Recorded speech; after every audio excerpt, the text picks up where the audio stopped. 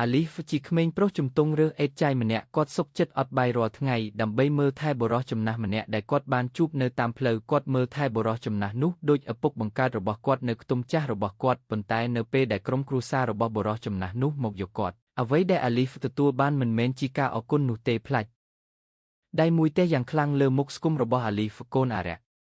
តើឯងធ្វើអ្វីឪពុករបស់ខ្ញុំប្រាសេតាជាកូនបង្កើតរបស់បុរសចំណាស់នោះស្រែកទាំងខ្វាក់ដោយសារការញុះញង់របស់ប្រពន្ធក្បត់របស់គាត់មើលបងជើងគាត់ចងវាច្បាស់ជាធ្វើទារុណកម្មប៉ាដើម្បីទារលុយលុះវីណាជាកូនប្រសាស្រីអាក្រក់ដែលចង់ឲ្យឪពុកក្មេកស្លាប់បាននិយាយបង្កាច់បង្ខូចទាំងអស់នេះគឺដោយសារតែការបង្កាច់បង្ខូចដ៏ឃោរឃៅរបស់កូនប្រសាស្រីអាក្រក់ដែលបានបង្វែរការពិតតើការពិតនឹងត្រូវបានលាតត្រដាងទេនៅជីផ្លូវដែកដែលអ៊ូអរនិងធូលីដីក្នុងចំណោមគំនរសម្រាមផ្លាស្ទិកនិងក្លិនស្អុយចេញពីលូស្ទះមានខ្ទមចាស់មួយដែលជិតបាក់បែកជញ្ជាំងរបស់វាធ្វើពីស័ង្កសីចាស់ដែលច្រេះស៊ីដំបូលរបស់វាធ្វើពីកៅស៊ូខៀវដែលរហែកកន្លែងនេះបន្តិចកន្លែងនោះបន្តិចហើយកម្រាលរបស់វាគ្រាន់តែជាដីដែលបង្ហាប់ប៉ុណ្ណោះសម្រាប់មនុស្សភាគច្រើន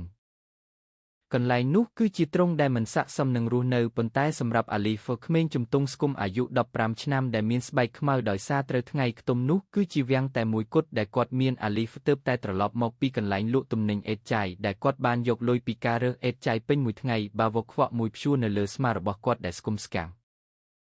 ជើងរបស់គាត់គ្រាន់តែពាក់ស្បែកជើងផ្ទាត់ដែលបាត់របស់វាអស់ដោយសារអេសហ្វាល់តគាត់ដើរយឺតតាមផ្លូវតូចមួយឆ្ពោះទៅផ្ទះរបស់គាត់សួស្ដីអាលីហ្វនិយាយតិចខណៈគាត់បើកវាំងនន់ចាស់ដែលធ្វើជាទ្វារខ្ទមរបស់គាត់គ្មានចម្លើយច្បាស់លាស់ទេមានតែសំឡេងធ្ងោស្អប់និងកកតិចពីជ្រុងងឹតនៃបន្ទប់នៅទីនោ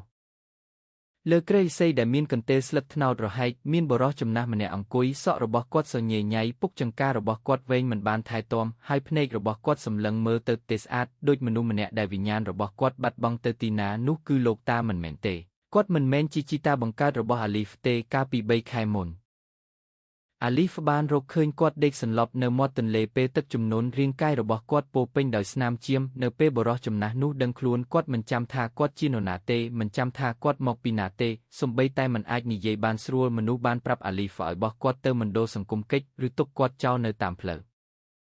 ប៉ុន្តែបេះដូងរបស់អាលីហ្វមិនមែនធ្វើពីថ្មទេអាលីហ្វដែលជាក្មេងកំព្រាតាំងពីតូចបានឃើញរូបភាពឪពុករបស់គាត់នៅក្នុងភ្នែកបុរសចំណាស់ដែលគួរឲ្យអាណិតនោះចាប់តាំងពីថ្ងៃនោះមកអាលីហ្វបានហៅគាត់ថាលោកតាអាលីហ្វមកដល់ហើយអាលីហ្វនិយាយដោយទន់ភ្លន់គាត់ដាក់បាវរបស់គាត់រួចលុតជង្គង់ក្បែរគ្រែលោកតាងាកមើលយឺតមុខចាស់របស់គាត់ដែលជ្រួញបានទន់ភ្លន់បន្តិចម្ដងនៅពេលគាត់ស្គាល់មុខអាលីហ្វស្នាមញញឹមគ្មានធ្មេញបានរីកនៅលើបូមាត់របស់គាត់អាលីហ្វលោកតាហៅដោយសំឡេងញ័រដូចក្មេងតូចដែលរងចាំម្ដាយត្រឡប់មកវិញដៃរបស់គាត់ដែលញ័របានលោកចាប់មុខអាលីហ្វបាទលោកតានេះអាលីហ្វលោកតាឃ្លានមែនទេអាលីហ្វសួរខណៈគាត់ម៉ាសាជើងរបស់លោកតាដែលហាមដោយសាររោគប្រគ្រីវលោកតាងក់ក្បាលយ៉ាងសកម្មខណៈគាត់កាន់ពោះរបស់គាត់ដែលរាបស្មើអាលីហ្វញឹមជូរចត់ថ្ងៃនេះលទ្ធផលនៃការរើសអេតចៃរបស់គាត់តិចណាស់10ផ្លាស្ទិកកំពុងថោកនៅក្នុងហោប៉ៅខរបស់គាត់ដែលមានរន្ធមានតែលុយ5,000រៀលប៉ុណ្ណោះគ្រប់គ្រាន់សម្រាប់ទិញបាយហាងមួយកញ្ចប់និងថ្នាំបំបាត់ការឈឺក្បាល2គ្រាប់នៅតូបអាលីហ្វបានយកកញ្ចប់បាយដែលគាត់ទើបតែទិញនៅហាងបាយមួយក្តាប់ដៃមនុស្សធំជាមួយទឹកម្ទេសបន្តិចនិងត្រីប្រៃតូចមួយដុំតោះលោកតាយើងញ៉ាំបាយឆ្ងាញ់ណាស់ជាមួយត្រីអាលីហ្វនិយាយយ៉ាងរីករាយគាត់ព្យាយាមលាក់បាំងភាពសោកសៅរបស់គាត់អាលីហ្វចាប់ផ្ដើមបញ្ចុកលោកតាដោយយកចិត្តទុកដាក់មាត់ចាស់នោះទំពីយ៉ាងឆ្ងាញ់ដូចជាវាជាអាហារប្រណីតបំផុតនៅលើពិភពលោករាល់ពេលដែលអាហារចូលលោកតាមានភ្នែកភ្លឺថ្លាដោយរីករាយអាលីហ្វញ៉ាំលោកតាសួរដោយគ្មានកំហុសនៅពេលគាត់ទំពាគាត់បានហុចស្លាបព្រាផ្លាស្ទិកនោះទៅមាត់អាលីហ្វបំពង់របស់អាលីហ្វស្ទះពោះរបស់គាត់នៅតែឈឺខ្លាំងគាត់មិនទាន់បានញ៉ាំអ្វីទេតាំងពីព្រឹកគាត់គ្រាន់តែផឹកទឹកម៉ាស៊ីននៅវិហារឥស្លាមក្លិនបាយនិងត្រីប្រៃនោះពិតជាតាក់ទាញចិត្តគាត់ណាស់ប៉ុន្តែអាលីហ្វបានឃើញរាងកាយស្គមស្គាំងរបស់លោកតាបុរសចំណាស់នេះត្រូវការថាមពលច្រើនជាងគាត់អាលីហ្វអង្រួនក្បាលជាមួយនឹងស្នាមញញឹមធំអាលីហ្វបានញ៉ាំហើយនៅតាមផ្លូវលោកតាអាលីហ្វឆ្អែតណាស់លោកតាញ៉ាំឲ្យអស់ទៅដើម្បីឲ្យជើងឆាប់ជាសះស្បើយការកុហកដ៏ផ្អែមហែមការកុហកដែលនិយាយដោយទេវតាគ្មានស្លាប់លោកតាជឿដោយងាយហើយបន្តញ៉ាំរហូតដល់អង្ករគ្រាប់ចុងក្រោយអាលីហ្វបានចាក់ទឹកស្អាតពីកែវផ្លាស្ទិកចូលទៅក្នុងកែវរួចជួយលោកតាឲ្យផឹកបន្ទាប់ពីលោកតាឆ្អែតហើយហិតក្លិនអាលីហ្វបានរៀបចំកញ្ចប់បាយនោះប៉ុន្តែគាត់បានលួចរើសអង្ករមួយគ្រាប់ដែលធ្លាក់នៅលើកន្ទេលហើយញ៉ាំវាមានរសជាតិផ្អែមទោះបីជាគ្រាន់តែមួយគ្រាប់ក៏ដោយរាត្រីចាប់ផ្ដើមជ្រៅទៅសំឡេងកណ្ដូបឆ្លើយតបនឹងសំឡេងរថភ្លើងដែលឆ្លងកាត់យ៉ាងលឿននិងធ្វើឲ្យដីនិងខ្ទមរបស់ពួកគេញ័រអាលីហ្វកំពុងស្អំថ្ងាសលោកតាដោយក្រណាត់សាមព្រោះសេតុន หาเพียบเรียงกายរបស់លោកតាក្តៅបន្តិចនៅពេលដែលមានសំឡេងស្រែកគឺពីខាងក្រៅខ្ទមហេអាលីហ្វហេតុអីឯងនៅតែមើលថែបុរសចំណាស់នោះគឺជាសំឡេងរបស់លោកយាយអេចាអ្នកជិតខាងរបស់ពួកគេដែលមានមាត់មុតដូចស្លឹកកាំបិតគាត់ឈរនៅមុខខ្ទមដោយដាក់ដៃលើត្រគាកគាត់មើលទៅក្នុងដោយកំហឹងអាលីហ្វចេញមកក្រៅបន្តិចដើម្បីជួបលោកយាយអេចាគាត់អោនចុះដោយគោរពបាតលោកយាយអេចាគួរឲ្យអាណិតលោកតាណាស់បើគ្មានអ្នកមើលថែហោះធ្វើពុតជាបរិសុទ្ធលោកយាយអេចាឌឺដងឯងញ៉ាំតែថ្ងៃច័ន្ទថ្ងៃប្រហបត់ធ្វើដាក់អ្នកសុំទានប្រហែលជាបរិសចំណាស់នោះជាអ្នករត់គេចខ្លួនពីប៉ូលីសឬមនុស្សឈួតដែលរត់ចេញពីមន្ទីរពេទ្យវិកលចរិតបើឯងបណ្ដេញគាត់ចេញវានឹងធ្វើឲ្យបរិស្ថានស្អុយលោកតាមិនមែនជាមនុស្សឈួតទេលោកយាយលោកតាគ្រាន់តែឈឺអាលីហ្វតបយ៉ាងតិចតែមើងម៉ាត់ម្យ៉ាងវិញទៀតលោកតាមិនដែលរំខានអ្នកដទៃទេតាមចិត្តឯងទៅប្រយ័ត្នបើគាត់ខឹងហើយដុតខ្ទមឯងក្រោយមកវារាវដាល់ដល់ផ្ទះខ្ញុំនឹងរីកាទៅសាលាក្រុងឯងនឹងដឹងរសជាតិលោកយាយអេចាស់ដោះទឹកមាត់លើដីរួចដើរទៅទាំងគូសជើងអាលីហ្វស្ទាបដើមទ្រូងរបស់គាត់បានសាំនឹងការមើងងាយនោះហើយគាត់ចូលទៅក្នុងខ្ទមវិញរួចបិទទ្វារក្រណាត់យ៉ាងជិតស្រាប់តែលោកតាធ្ងោឈឺអូយឈឺអាលីហ្វឈឺលោកតាកាន់ក្បាលរបស់គាត់ដោយដៃទាំងពីររាងកាយរបស់គាត់រមួលនៅលើគ្រែលោកតាកាត់អីអាលីហ្វភ័យស្លន់ស្លោគាត់ស្ទាបថ្ងាសលោកតាក្តៅខ្លាំងណាស់ក្តៅខ្លួនឡើងខ្លាំងក្បាលលោកតាឈឺលោកតាធ្ងោទឹកភ្នែកហូរចេញពីជ្រុងភ្នែករបស់គាត់ដែលបិទជិតប្រហែលជាការចងចាំពីអតីតកាលរបស់គាត់កំពុងព្យាយាមបំបែកចូលទៅក្នុងក្បាលរបស់គាត់ឬឥទ្ធិពលនៃការប៉ះទង្គិចក្បាលរបស់គាត់កាលពីមុនបានរើឡើងវិញអាលីហ្វច្របូកច្របល់ថ្នាំដែលគាត់បានទិញកាលពីសៀលបានផឹកហើយប៉ុន្តែហាក់ដូចជាមិនមានប្រសិទ្ធភាពទេលោកតាត្រូវការថ្នាំល្អជាងឬយ៉ាងហោចណាស់ថ្នាំបន្ថយកម្ដៅសម្រុំប៉ុន្តែលុយរបស់អាលីហ្វអស់ហើយភ្លៀងចាប់ផ្ដើមធ្លាក់ខ្លាំងនៅខាងក្រៅបង្កើតសំឡេងរំខាននៅពេលវាប៉ះដំបូលសង្កសេនៃខ្ទមរបស់អាលីហ្វទឹកចាប់ផ្ដើមហូរចុះពីប្រហោងតូចនៅក្នុងកៅស៊ូនឹងធ្វើឲ្យកម្រាលដីនៃខ្ទមនោះមានភក់អាលីហ្វបានសម្រេចចិត្តយ៉ាងហ៊ានក្លាហានគាត់មិនអាចអនុញ្ញាតឲ្យលោកតាឈឺចាប់បានទេលោកតារងចាំបន្តិចណាអាលីហ្វរកថ្នាំសិនលោកតាគុំទៅណាអាលីហ្វខ្សឹបខណៈគាត់គ្រប់ដណ្ដប់លោកតាដោយសម្ពុតស្ដាងតែមួយគត់ដែលពួកគេមានអាលីហ្វបានបន្តរត់កាត់ភ្លៀងខ្លាំងនោះរាងកាយស្គមស្គាំងរបស់គាត់ញ័រដោយសារខ្យល់ពេលយប់ជើងរបស់គាត់រត់យ៉ាងលឿនឆ្ពោះទៅអសស្ថាន24ម៉ោងនៅត្រើយម្ខាងនៃផ្លូវធំប្រហែល1គីឡូម៉ែត្រពីខ្ទមរបស់គាត់ពេលទៅដល់អសស្ថាននោះអាលីហ្វបានចូលទៅក្នុងខ្លួនសាមជោគជាមធ្វើឲ្យកម្រាលឥដ្ឋក្រានីតពណ៌សខ្វក់ដោយភក់ពីជើងរបស់គាត់អ្នកលក់អសស្ថាននោះសម្លឹងមើលគាត់ដោយសង្ស័យចង់ទិញអ្វីប្អូនអ្នកលក់សួរដោយសំឡេងគំរោះគំរើយបងស្រីខ្ញុំចង់ទិញថ្នាំបន្ថយកម្ដៅល្អនិងថ្នាំបំបាត់ការឈឺចាប់អាលីហ្វនិយាយទាំងធ្មេញក្រិចដោយសារត្រជាក់អ្នកលក់នោះបានយកថ្នាំមួយបន្ទះនេះ30,000រៀលអាលីហ្វលូកហោប៉ៅរបស់គាត់ទោះបីជាគាត់ដឹងថាគ្មានលុយក៏ដោយគាត់បានយកលុយកាក់500រៀលចេញសរុបតែ2,000រៀលបងស្រីអាលីហ្វនិយាយទាំងអង្វរលុយខ្ញុំមិនគ្រប់ទេតើខ្ញុំអាចជំពាក់សិនបានទេជីតាខ្ញុំក្តៅខ្លួនខ្លាំងនៅផ្ទះស្អែករសៀលខ្ញុំនឹងសងខ្ញុំសន្យាថាខ្ញុំនឹងប្រមូល10ផ្លាស្ទិកតាំងពីព្រលឹមអ្នកលក់នោះបានក្រហមដោយមើលងាយប្អូនឲ្យនេះអសស្ថានមិនមែនតូបលក់ទំនិញទេមិនអាចជំពាក់បានទេបើគ្មានលុយកុំឈឺចេញទៅធ្វើឲ្យកម្រាលឥដ្ឋប្រឡាក់សូមមេត្តាបងស្រីគួរឲ្យអាណិតជីតាខ្ញុំអាលីហ្វអង្វរទឹកភ្នែករបស់គាត់លីឡំជាមួយទឹកភ្លៀងនៅលើមុខរបស់គាត់ទៅទេឬខ្ញុំនឹងហៅសន្តិសុខអ្នកលក់នោះស្រែកអាលីហ្វអោនមុខចុះដោយអស់សង្ឃឹមគាត់ត្រូវបានបណ្ដេញចេញតម្លៃជីវិតរបស់មនុស្សក្រីក្រហាក់ដូចជាថោកជាងតម្លៃថ្នាំមួយគ្រាប់ជាមួយនឹងជំហានធ្ងន់អាលីហ្វបានដើរចេញទៅប៉ុន្តែនៅពេលដែលគាត់ហៀបនឹងឆ្លងផ្លូវត្រឡប់ទៅខ្ទមរបស់គាត់វិញបុរសម្នាក់ដែលទើបតែចេញពីហាងតូចមួយបានហៅគាត់ប្អូនរងចាំបុរសនោះដើរមកជិតអាលីហ្វគាត់បានហុចថ្នាំមួយបន្ទះនិងទឹកបរិសុទ្ធមួយដបខ្ញុំបានឮថាអ្នកត្រូវបានបណ្ដេញចេញនេះជាថ្នាំឆាប់ទៅផ្ទះឲ្យជីតាអ្នកអាលីហ្វភ្ញាក់ផ្អើលគាត់បានទទួលថ្នាំនោះដោយដៃញ័រលោកពូអរគុណច្រើនលោកពូជាមនុស្សល្អខ្ញុំនឹងសងលុយលោកពូពេលក្រោយមិនបាច់ទេបុរសនោះញឹមដោយស្មោះមើលថែជីតាអ្នកឲ្យបានល្អណាសប្តាហ៍ថ្ងៃនេះកម្រមានក្មេងដូចអ្នកណាស់អាលីហ្វអោនចុះយ៉ាងជ្រៅគាត់អរគុណព្រះជាក់ស្ដែងនៅតែមានមនុស្សល្អនៅក្នុងពិភពលោកដ៏ឃោរឃៅនេះអាលីហ្វរត់ត្រឡប់ទៅផ្ទះវិញយ៉ាងលឿនពេលទៅដល់ខ្ទមគាត់ក៏បានបញ្ចុកថ្នាំនោះចូលមាត់លោកតាភ្លាមយឺតប៉ុន្តែច្បាស់លាស់សំឡេងធ្ងោឈឺចាប់របស់លោកតាបានថយចុះដង្ហើមរបស់គាត់ចាប់ផ្ដើមទៀងទាត់កម្ដៅរបស់គាត់ចាប់ផ្ដើមធ្លាក់ចុះលោកតាបានដេកលក់យ៉ាងស្កប់ស្កល់អាលីហ្វអង្គុយផ្អែកនឹងបង្គោលឈើនៃខ្ទមរបស់គាត់អស់កម្លាំងនិងឃ្លានគាត់សម្លឹងមើលមុខដ៏ស្ងប់ស្ងាត់របស់លោកតាដែលកំពុងដេកនៅក្នុងចិត្តអាលីហ្វឆ្ងល់ថាតើបុរសចំណាស់នេះជានរណាហេតុអ្វីបានជាដៃរបស់គាត់ទន់រលោងមិនដូចកម្មករធ្ងន់ធ្ងរ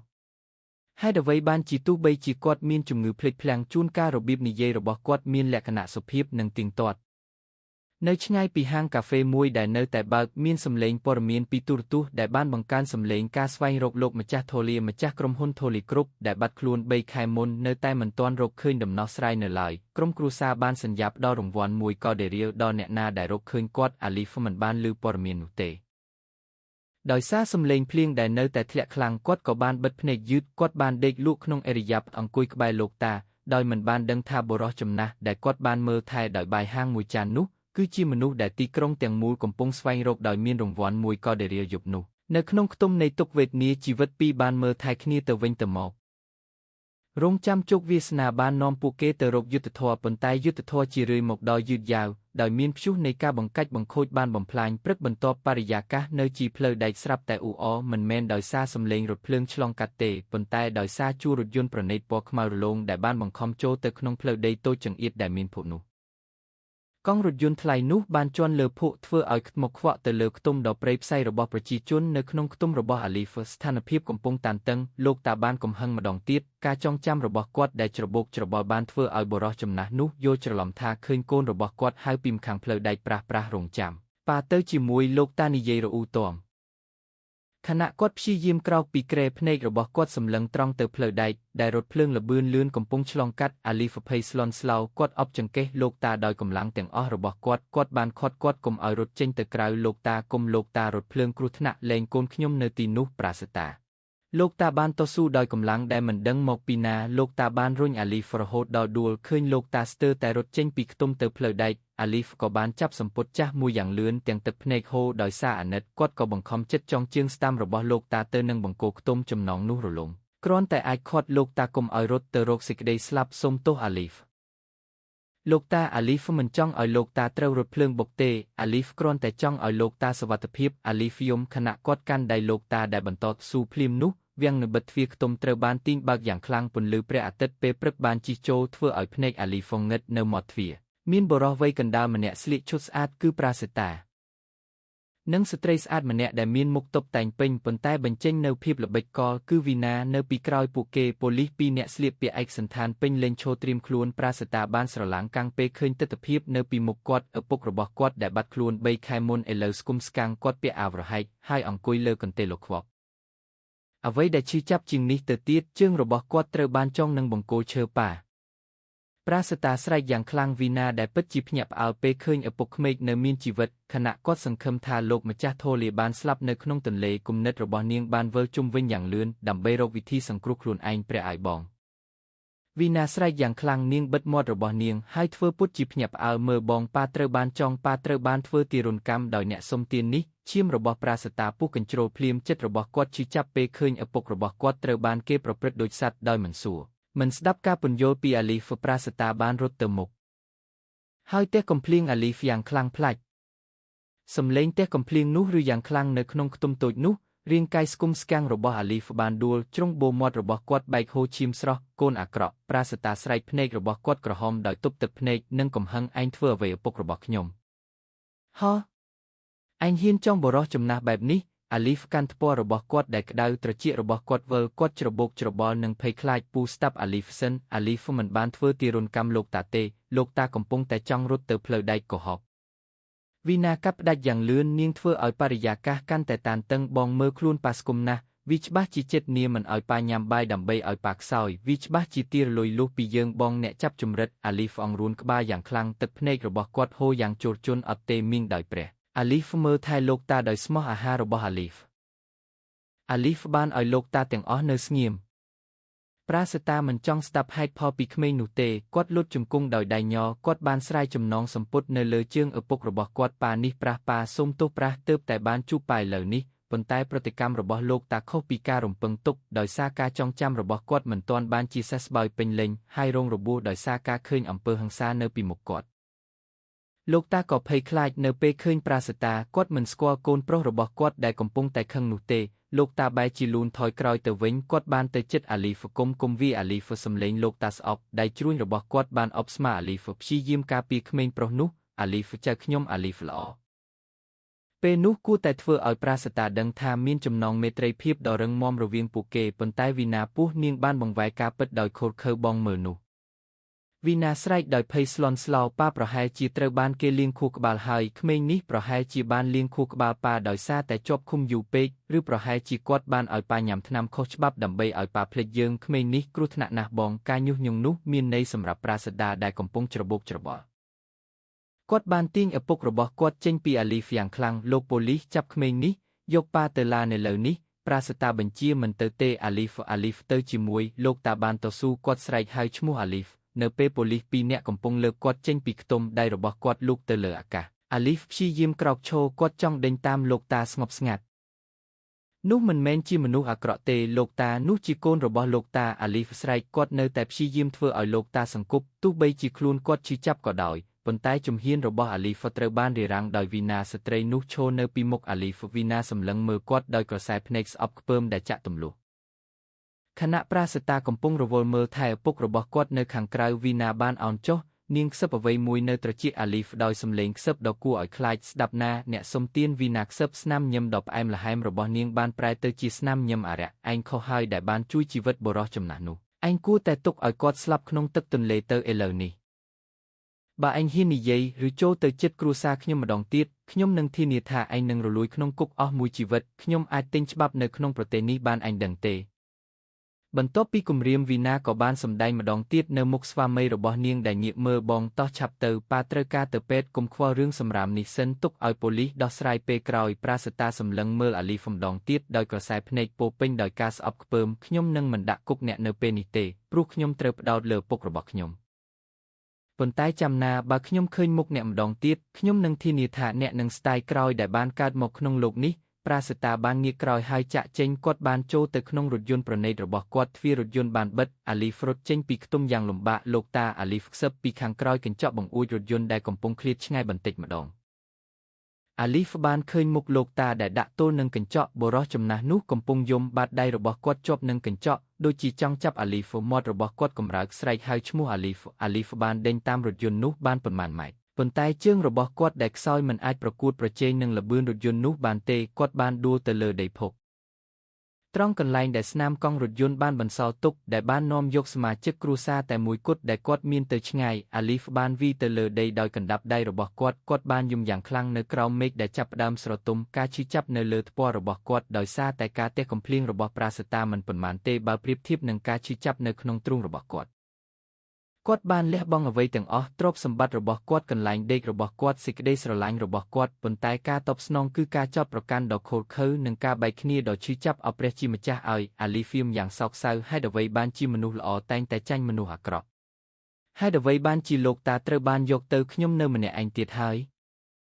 នៅឆ្ងាយរថយន្តប្រណីតនោះបានបាត់បង់ទៅក្នុងផ្លូវកោងនាំលោកតាត្រឡប់ទៅវាំងមាសដ៏ត្រជាក់របស់គាត់វិញដោយទុកឲ្យទេវតាតូចរបស់គាត់យំនៅក្នុងឋាននរកនៃលោកីចម្ងាយរាងកាយរវាងអាលីហ្វនិងលោកតាកាន់តែឃ្លាតឆ្ងាយប៉ុន្តែសំឡេងស្រែកនៃបេះដូងរបស់ពួកគេហាក់ដូចជាឆ្លើយតបគ្នានៅលើមេឃតែមួយសម្រាប់លោកម្ចាស់ធនីដែលអាលីហ្វហៅថាលោកតាការត្រឡប់ទៅផ្ទះវិញមិនមែនជាសុភមង្គលទេផ្ទះដែលមានសស្រយៈនិងកម្រាលអាថ្មម៉ាប់អ៊ីតាលីនោះមានអារម្មណ៍ដូចជាគុកដែលធ្វើឲ្យឆ្អឹងរបស់គាត់ត្រជាក់ពីថ្ងៃបានកន្លងផុតទៅចាប់តាំងពីការចាប់ខ្លួនដោយបង្ខំនោះលោកម្ចាស់ធូលីឥឡូវមើលទៅខុសប្លែកសក់របស់គាត់ត្រូវបានកោរយ៉ាងស្អាតពុកចង្ការព្រៃរបស់គាត់បានបាត់ទៅហើយរាងកាយស្គមស្កាំងរបស់គាត់ត្រូវបានស្លៀកពាក់អាវសូត្រថ្លៃរាប់លានរៀលគាត់អង្គុយលើទេសរុញនៅក្នុងបន្ទប់ទទួលទានអាហារដ៏អស្ចារ្យនៅពីមុខគាត់មានអាហារដែលអាចធ្វើឲ្យទឹកមាត់អ្នកណាម្នាក់ហូរប៉ុន្តែលោកម្ចាស់ធូលីគ្រាន់តែសម្លឹងមើលអាហារនោះដោយទេស្អាតមាត់របស់គាត់បិទជិតប៉ាតោះញ៉ាំនេះជាសាច់ថ្លៃដែលប៉ាចូលចិត្តប្រាសាតាអង្វរដោយមុខហត់នឿយឪពុករបស់គាត់បានបដិសេធមិនព្រមញ៉ាំអស់រយៈពេល2ថ្ងៃហើយមិនចង់លោកម្ចាស់ធូលីខ្សឹបសម្លេងរបស់គាត់ស្អប់ដៃចាស់របស់គាត់បានរុញចានស្តេកនោះចេញទៅឆ្ងាយខ្ញុំចង់បានបបររបស់អាលីហ្វជាមួយត្រីប្រៃប្រាសាតាដ៏ដង្ហើមធំគាត់ខកចិត្តប៉ាជួយផងអាលីហ្វជាអ្នកចាប់ចម្រិតគាត់បានឲ្យប៉ាញ៉ាំអាហារដែលមិនសមរម្យនេះជាអាហារសុខភាពប៉ាភ្លេចក្មេងនោះទៅគាត់បានលាងខួរក្បាលប៉ាហើយកុហកអាលីហ្វល្អអាលីហ្វចៅខ្ញុំលោកម្ចាស់ធូលីស្រាប់តែកំហឹងគាត់បានបោះចានទាំងអស់នៅលើតុដោយដៃរបស់គាត់ចានកូឡាល់ភីថ្លៃនោះបានបែកខ្ទេចខ្ទាំនៅលើឥដ្ឋប្រាសាតាបានម៉ាសាថ្ងាសរបស់គាត់ដែលឈឺគាត់មានអារម្មណ៍ថាឪពុករបស់គាត់ពិតជាឈួតអចិន្ត្រៃយ៍បងសម្លាញ់វីណាបានមកអបដៃប្តីរបស់នាងបានធ្វើមុខព្រួយបារម្ភយ៉ាងល្អឥតខ្ចោះបងទៅធ្វើការចុះ តិចបងឈឺក្បាលមើលថែប៉ាដែលកំពុងមានអាការៈធ្ងន់ធ្ងរអីចឹងទុកឲ្យខ្ញុំមើលថែប៉ានៅផ្ទះចុះខ្ញុំនឹងបញ្ចុកប៉ាថ្នមប្រាសាតាសម្លឹងមើលប្រពន្ធរបស់គាត់ដោយអារម្មណ៍មានកំហុសនិងអរគុណសូមទោសវីណាបងធ្វើឲ្យអូនពិបាកមើលថែបុរសចំណាស់ដែលមិនប្រក្រតីបែបនេះអូនជាភរិយាដ៏ល្អបំផុតប្រាសាតាថើបថ្ងាសវីណារួចយកកាបូបការងាររបស់គាត់ហើយទៅការិយាល័យគាត់មិនដឹងទេថានៅពេលរថយន្តរបស់គាត់ចេញពីខ្លោងទ្វារគាត់ទើបតែបានទុកឪពុករបស់គាត់នៅក្នុងទ្រុងតោពេលសំឡេងរថយន្តរបស់ប្រាសាតាឃ្លាតឆ្ងាយទៅស្នាមញឹមដ៏ផ្អែមល្ហែមនៅលើមុខវីណាក៏រលាយបាត់ភ្លាមជំនួសដោយក្រសែភ្នែកត្រជាក់ដែលចាក់ទម្លុះឆ្អឹងនាងងាកមកសម្លឹងមើលលោកម្ចាស់ធនីដែលនៅតែញ័រនៅលើទេសរុញហេកយាយចាស់វីណាខ្សឹបនាងដើរចូលទៅជិតសំឡេងកែងជើងខ្ពស់របស់នាងទង្គិចយ៉ាងខ្លាំងជាមួយកម្រាលឥតឯងគិតថាឯងជាស្ដេចនៅទីនេះមែនទេ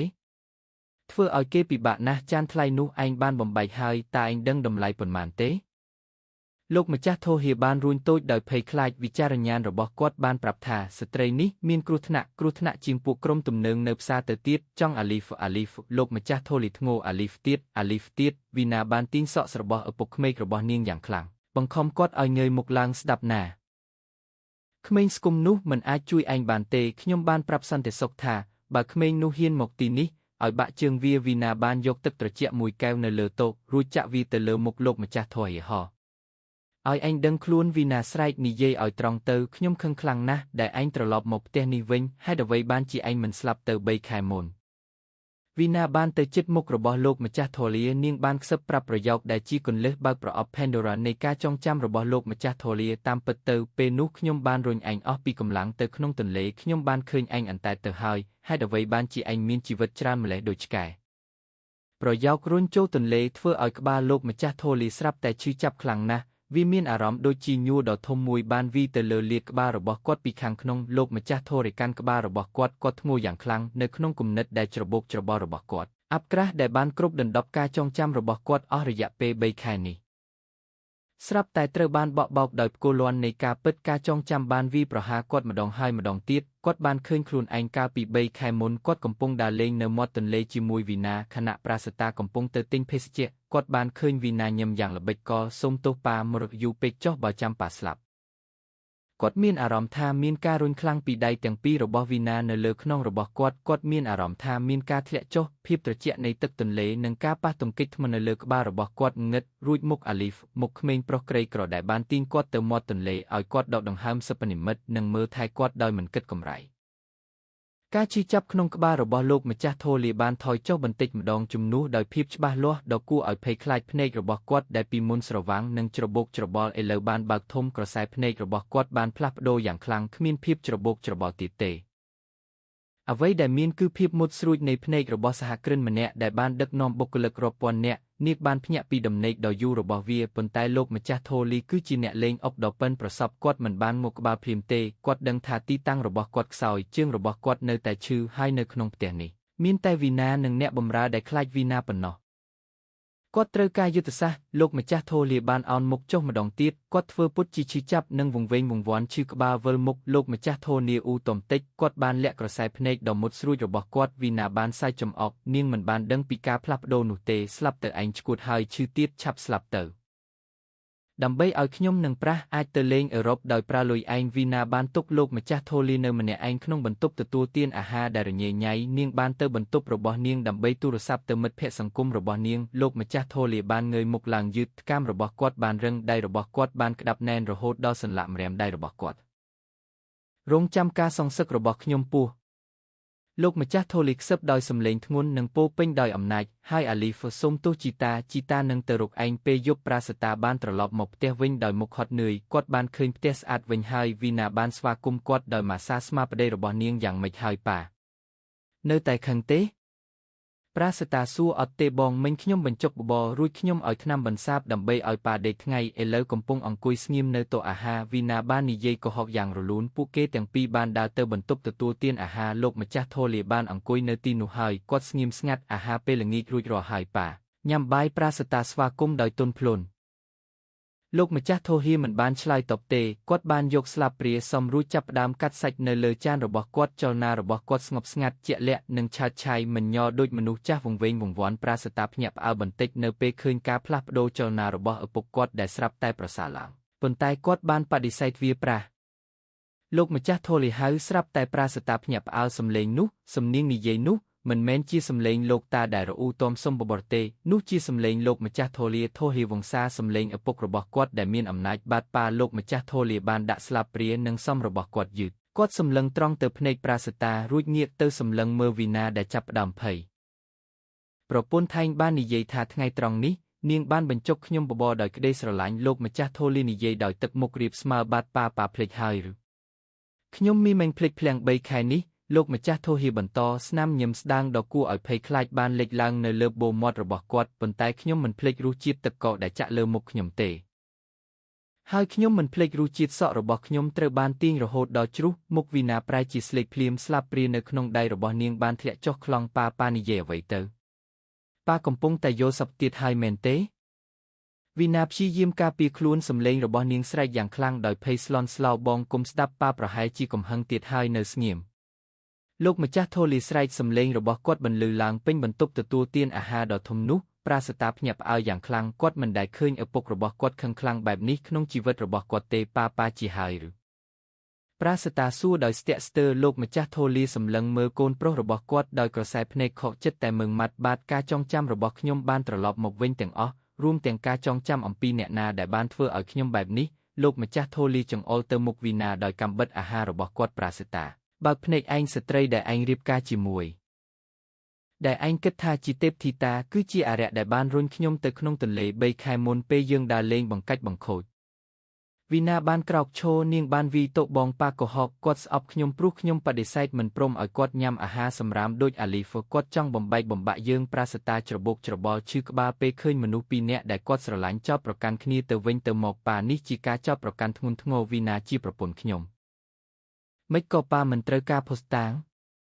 លោកម្ចាស់ធូលីលូកខោប៉ៅអាវរបស់គាត់បានយកវត្ថុតូចមួយចេញមិនមែនជាឧបករណ៍ទំនើបទេប៉ុន្តែជាឧបករណ៍ត្រួតពិនិត្យទារកឧបករណ៍ត្រួតពិនិត្យទារកចាស់មួយដែលនៅសល់ដោយចៃដន្យនៅលើតុអាហារថ្ងៃត្រង់កាលពីថ្ងៃនោះវាគឺជាវត្ថុអនុស្សាវរីយ៍កាលពីក្មេងរបស់កូនក្មួយរបស់ពួកគេដែលបានបាត់បង់វីណាមិនបានដឹងថាឧបករណ៍នោះបានបើកនៅពេលនាងធ្វើទារុណកម្មឪពុកក្មេករបស់នាងកាលពីថ្ងៃនោះទេលោកម្ចាស់ធូលីបានចុចប៊ូតុងចាក់សំឡេងថតដែលរអ៊ូទមប៉ុន្តែច្បាស់លាស់បានលេចចេញពីឧបករណ៍នោះហេយាយចាស់និយាយឲ្យត្រង់ទៅខ្ញុំខឹងខ្លាំងណាស់ដែលឯងត្រឡប់មកផ្ទះនេះវិញហេតុអ្វីបានជាឯងមិនស្លាប់ទៅ3ខែមុនតាមពិតទៅពេលនោះខ្ញុំបានរុញឯងអស់ពីកម្លាំងទៅក្នុងទន្លេសំឡេងវីណានៅក្នុងការថតនោះឬយ៉ាងខូចខើយ៉ាងសាហាវនិងគ្មានការកែប្រែបន្ទប់ទទួលទានអាហារនោះស្រាប់តែស្ងប់ស្ងាត់ស្ងៀមស្ងប់ស្ងាត់ខ្លាំងរហូតដល់សំឡេងធីកនាឡិកាជញ្ជាំងងឺដោយគ្រាប់បែកពេលវេលាវីណាបានបង្កប់មុខរបស់នាងដែលស្លេកឥឡូវបានប្រែទៅជាពណ៌ប្រផេះនាងមិនអាចកម្រើកបានទេរបាំងទេវតារបស់នាងបានបែកបាក់ខ្ទេចខ្ទាំនៅពីមុខប្តីរបស់នាងផ្ទាល់ប្រាសតាសម្លឹងមើលប្រពន្ធរបស់គាត់ដោយក្រសែភ្នែកដែលពិបាកបកស្រាយលីលំរវាងភាពមិនជឿជាក់ភាពស្អប់ខ្ពើមនិងកំហឹងដែលកើនឡើងវីណាសម្លេងប្រាសតាញ័រយ៉ាងខ្លាំងអីចឹងគ្រប់ពេលនេះអូនជាអ្នកធ្វើឲ្យប៉ាបាត់ខ្លួន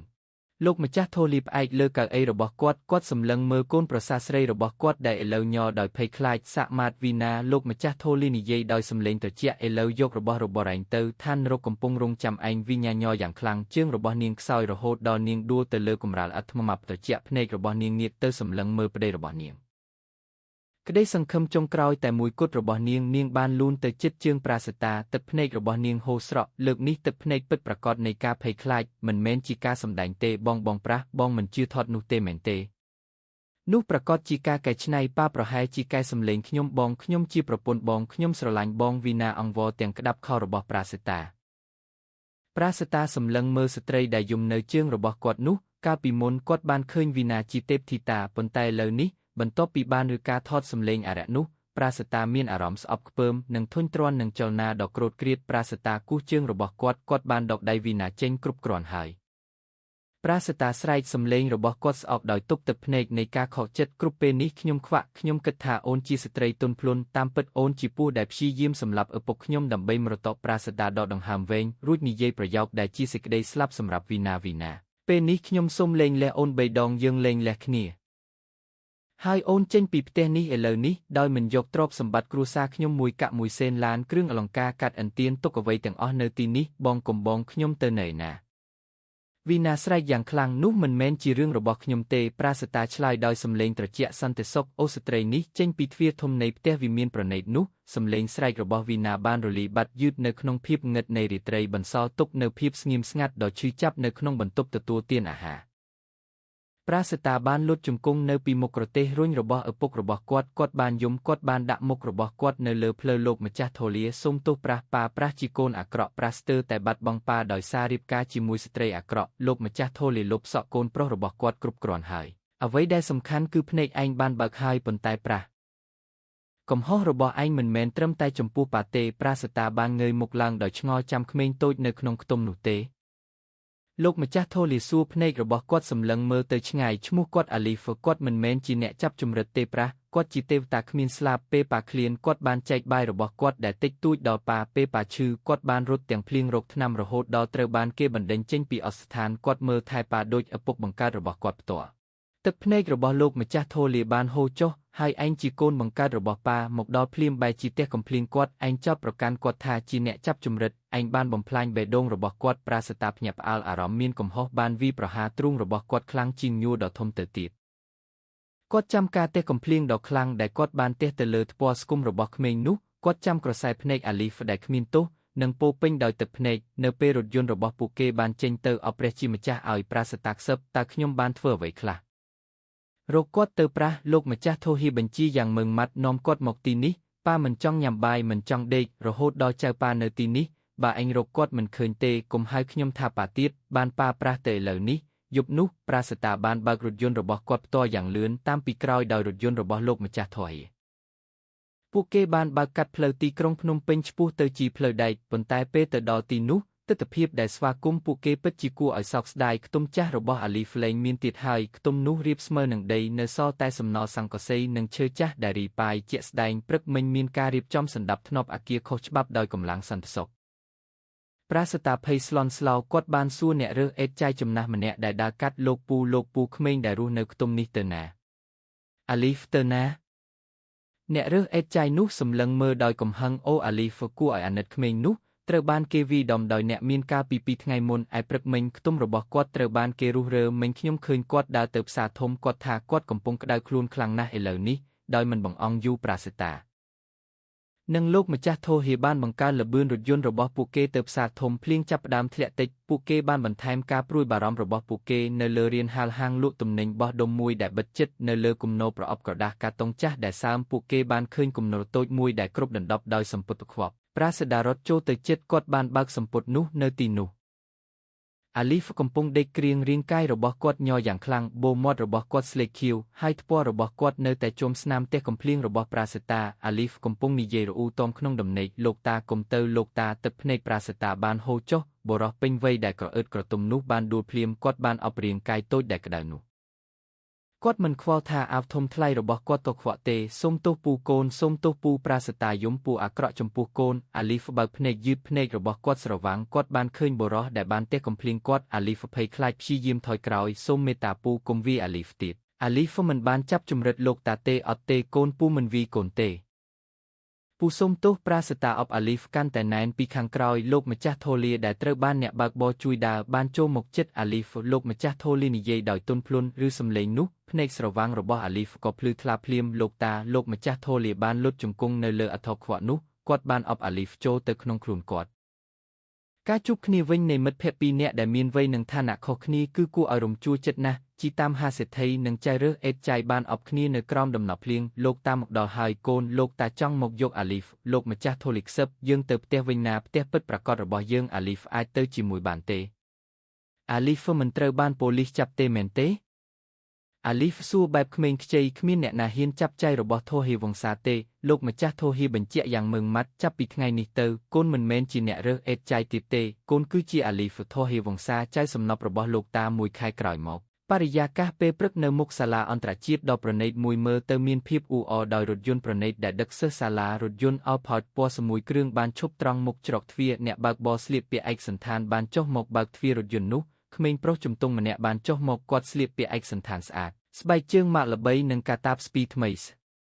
បែករបស់គាត់បានស្អាតហើយខ្លួនរបស់គាត់ចាប់ផ្ដើមមានសាច់ហើយស្នាមរបួសរបស់គាត់បានជាសះស្បើយហើយនោះគឺអាលីហ្វនៅក្បែរគាត់លោកម្ចាស់ថូលាដែលឥឡូវមានសុខភាពល្អបានចុះមកជាមួយដើម្បីជូនចៅប្រុសរបស់គាត់រៀនឲ្យពូកែណាចៅរបស់លោកតាលោកម្ចាស់ថូលានិយាយខណៈគាត់រៀបចំក្រវ៉ាត់របស់អាលីហ្វបាទលោកតាអាលីហ្វថើបដៃជីដារបស់គាត់ដោយគោរពពេលអាលីហ្វហ៊ាបនឹងចូលទៅក្នុងខ្លោងទ្វារគាត់បានឃើញស្ត្រីចំណាស់ម្នាក់រើសអេតចាយកំពុងរើសដបផ្លាស្ទិកនៅក្នុងធុងសម្រាមមុខសាលារបស់គាត់ស្ត្រីចំណាស់នោះមើលទៅហត់នឿយនិងស្រេកទឹកជំហានរបស់អាលីហ្វបានឈប់ដោយមិនស្ទាក់ស្ទើរអាលីហ្វបានងាកក្រោយគាត់បានរត់តិចទៅជិតស្ត្រីចំណាស់នោះគាត់បានយកអាហារថ្ងៃត្រង់ដ៏ប្រណីតរបស់គាត់និងដបទឹករបស់គាត់ចេញពីកាតាបយាយនេះជូនយាយញ៉ាំទៅណាអាលីហ្វនិយាយដោយគោរពខណៈគាត់ហុចអាហាររបស់គាត់ក៏បានដាក់លុយហោប៉ៅ100រៀលទៅក្នុងដៃស្ត្រីចំណាស់នោះស្ត្រីចំណាស់នោះភ្ញាក់ផ្អើលអរព្រះជាម្ចាស់ឲ្យកូនអរគុណច្រើនណាស់សូមឲ្យកូនក្លាយជាក្មេងដែលជោគជ័យណាកូនអាលីហ្វញឹមផ្អែមអាម៉ែនយាយប្រាសតាដែលឃើញហេតុការណ៍នោះពីក្នុងរថយន្តគាត់បានញឹមដោយមោទនភាពទាំងភ្នែកស្រក់ទឹកភ្នែកប៉ាត្រូវហើយប្រាសតាខ្សឹបយើងអាចងូតទឹកផ្កាកុលាបឲ្យគាត់ស្លៀកពាក់អាវសូត្រនិងឲ្យឈ្មោះធំដល់គាត់ប៉ុន្តែបេះដូងមាសរបស់គាត់គឺជារបស់គាត់ផ្ទាល់ភាពប្រណីតមិនបានផ្លាស់ប្ដូរគាត់បន្តិចសោះអាលីហ្វបានគ្រវីដៃឲ្យលោកតានិងប៉ាប្រាសតារួចរត់ចូលទៅក្